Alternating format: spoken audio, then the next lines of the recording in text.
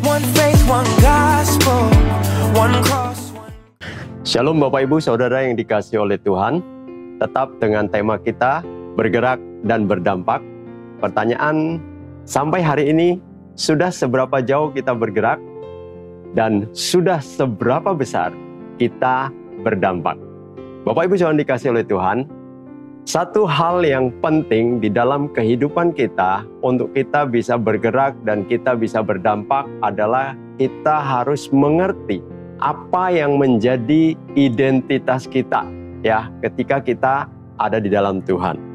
2 Korintus 5 ayat yang ke-17, firman Allah berkata, "Jadi, siapa yang ada di dalam Kristus, ia adalah ciptaan baru.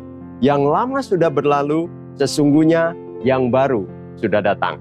Bapak Ibu Saudara dikasihi oleh Tuhan, mungkin kita sering mendengar orang berkata, "Saya ini ya sudah memiliki hidup yang baru." Atau saya sudah lahir baru. Pertanyaannya adalah parameternya ada di mana untuk membuktikan bahwa dia ya sudah lahir baru ya atau dia sudah ada di dalam hidup yang baru. Bukankah hal yang agak sulit ketika orang mengaku lahir baru tapi kita tidak bisa melihat perubahan yang terjadi di dalam kehidupan orang tersebut? Orang mungkin punya alasan, untuk seseorang lahir baru, firman Allah berkata ya bahwa mereka harus mengaku dengan mulut bahwa Yesus adalah Tuhan dan percaya dalam hati bahwa Allah telah membangkitkan dia di antara orang mati ya, maka mereka akan diselamatkan ya, seperti yang dikatakan kitab Roma 10 ayat yang ke-9. Pertanyaannya adalah Bapak Ibu, kalau ada orang yang mengaku dengan mulut, percaya dalam hati, berarti bukan cuman sekedar pengakuan, bukan cuman sekedar percaya, tetapi semua ini harus dilakukan dengan sebuah tindakan iman. Apalagi dikatakan percaya dalam hati. Ingat Amsal 4 ayat yang ke-23, seluruh hal yang ada di dalam hidup kita itu ya itu berasal dari apa yang ada di dalam hati kita. Jagalah hatimu dengan segala kewaspadaan karena dari situlah terpancar kehidupan.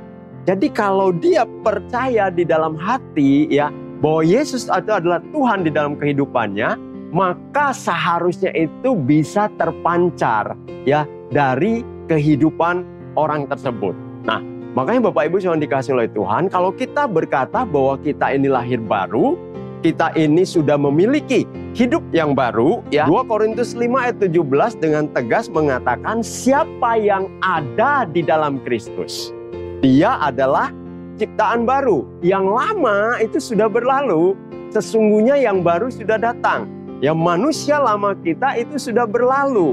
Seharusnya yang muncul, yang dapat dilihat sekarang ya dari tindakan kita, perkataan kita, respon kita, sikap hati kita seharusnya adalah manusia yang baru di dalam Kristus. Kita ingat kalau kita berbicara ya tentang daur ulang. Ya kita manusia tidak didaur ulang, tapi kalau kita melihat proses yang namanya daur ulang itu pasti dari sesuatu barang, benda yang tidak berguna, yang mungkin tidak berharga, yang mungkin itu juga menjadi sampah, tapi ketika itu diproses kembali, ketika itu ya didaur ulang kembali, akan menjadi sebuah benda yang berharga. Mau sampah apa? Sampah plastik yang biasanya dibuang hanya mencemarkan lingkungan, tetapi ketika diproses ulang, dia akan menjadi barang-barang yang berharga. Air limbah sekalipun yang seharusnya itu menjadi sampah yang merusak, ya air yang tidak berguna, tetapi ketika mengalami proses daur ulang, dia akan menjadi air yang berguna, bahkan bisa dimanfaatkan menjadi air minum. Kenapa? Mengalami proses perubahan. Nah, bagi kita sebagai orang percaya, hal tersebut seharusnya terjadi di dalam kehidupan kita. Kalau kita berkata bahwa kita sudah lahir baru, ada Kristus di dalam kehidupan kita, maka harus mengalami perubahan. Perubahan dari kehidupan manusia lama ya menjadi kehidupan manusia yang baru. Paulus ketika menulis ini ya di dalam kitab 2 Korintus 5 ini sebenarnya dia sedang menyatakan ya pembelaannya ya terhadap keraguan-raguan ya yang ditunjukkan oleh orang-orang yang ada di Korintus tersebut terhadap dirinya. Tapi kita lihat bagaimana proses perubahan kehidupan Paulus ya ketika dia belum mengenal Kristus, menjadi seorang penganiaya jemaat yang menjadi orang ya yang tidak takut untuk bahkan membunuh sekalipun orang-orang yang hidup di dalam jalan Tuhan atau yang percaya kepada Kristus. Seorang yang sangat sadis, seorang yang sangat kejam, tetapi ketika dia mengalami perjumpaan dengan Allah, terjadi proses perubahan hidupnya. Orang yang menentang jalan-jalannya Allah, sekarang menjadi orang yang justru memberitakan jalan-jalannya Allah. Ada perubahan signifikan yang terjadi. Dari sampah ya menjadi seseorang yang berguna.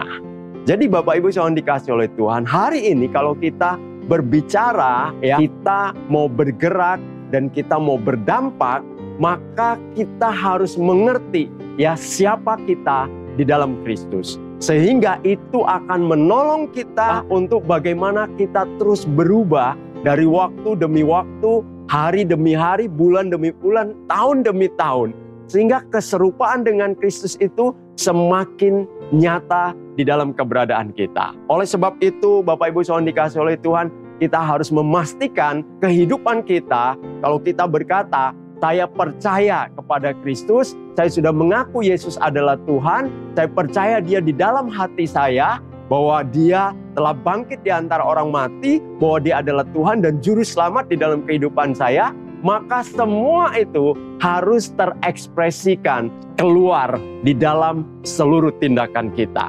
Sehingga yang dikatakan bergerak dan berdampak bukan hanya sebagai sebuah slogan yang ada di tengah-tengah jemaat, tapi menjadi sebuah tindakan iman yang kita akan lakukan bersama-sama dan memberi dampak bagi banyak orang. Oleh sebab itu, Bapak Ibu yang dikasihi oleh Tuhan, mari kita mau terus berubah, supaya kita bisa bergerak dan kita bisa berdampak. Tuhan Yesus memberkati.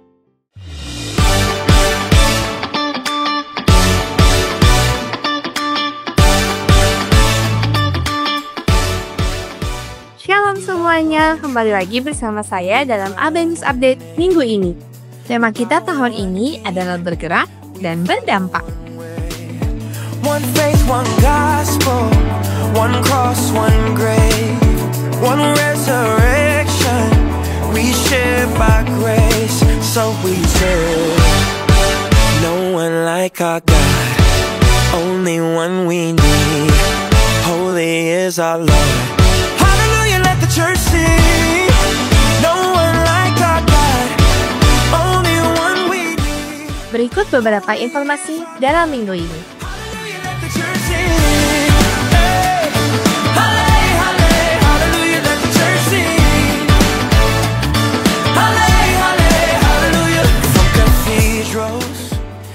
Doa puasa jemaat akan dilaksanakan pada tanggal 11 sampai 13 Mei 2025 bertempat di Hotel Santika, Kuta. Biaya pendaftaran Rp250.000 per orang.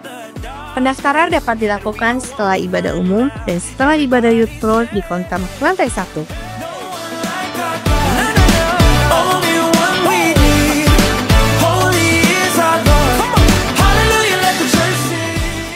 Tiap wanita sebenarnya memiliki kerinduan untuk berkenan di mata Tuhan, berfungsi dengan benar, dan menjadi teladan bagi orang lain. Tapi, bagaimana caranya? Temukan jawabannya lewat camp pembinaan wanita bijak Ibu Bali. Camp akan diadakan pada tanggal 6, 7, dan 14 Juni bertempat di GKSI House of Blessing, Bali. Untuk info lebih lanjut dan pendaftaran, dapat menghubungi Ibu Yunita. Less of me, Father, Son, and Spirit, that's who I call G.O.D. I used to be a blind man until you let me see. that who the sun sets free, you said is truly free indeed. So let it scream, let it shout, let them know what you're about. Keep it moving and grooving, don't leave a single doubt that today is the day that the Lord has created. Why would I sit around just waiting? Let's have a celebration.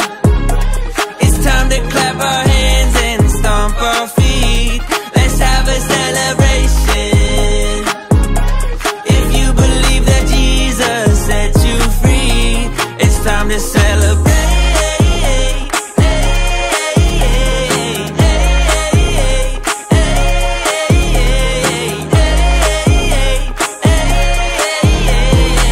Don't sit there waiting, let's have a celebration. It's time to clap our hands and stomp our feet. Let's have a celebration. If you believe that Jesus set you free, it's time to celebrate.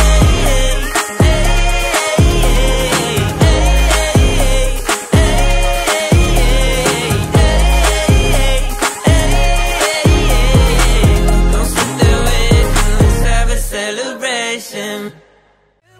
Jemaat dapat memberikan persembahan persepuluhan dan pelayanan ke rekening BCA atas nama Beta Sandi Tenggara dan Petrus Ariana. Dana misi ke rekening BCA atas nama Doni Freddy dan Petrus Ariana. Persembahan misi ke rekening BNI atas nama Gereja Yesus Kristus Tuhan atau melalui QR Code berikut ini. Jemaat juga dapat memberikan persembahan melalui kotak yang telah disediakan. Demikianlah Abanus Update minggu ini. Selamat hari Minggu. God bless you all.